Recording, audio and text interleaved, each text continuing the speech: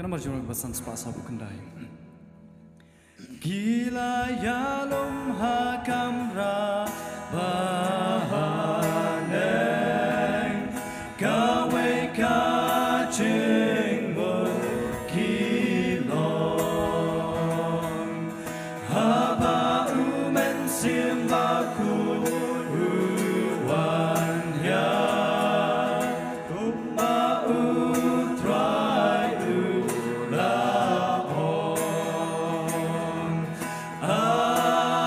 atrai te yalu Mynsiem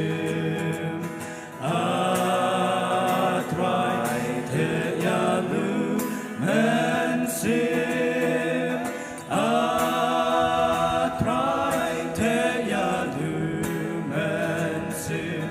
pen baptis yangi baron kapor panap neng kawan yang hangi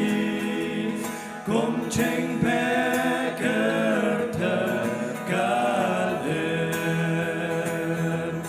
telit dengki shong haka kli jongki kapor play kate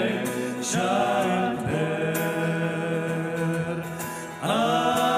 atrai te yalu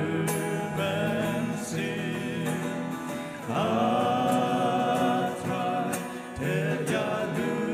Mynsiem atrai te yalu Mynsiem pen baptis yangi baron kini kila yoyaka orbakra mangiru nila balyom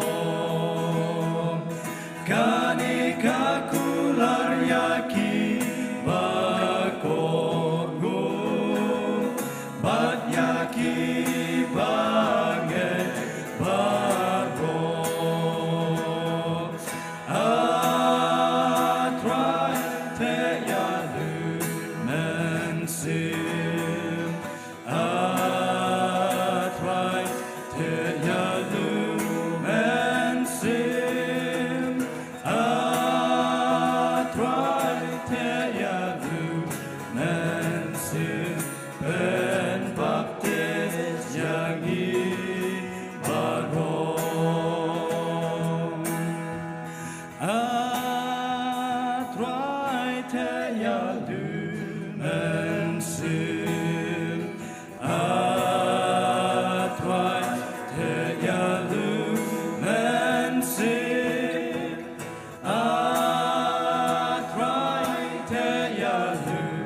Mynsiem pen baptis yangi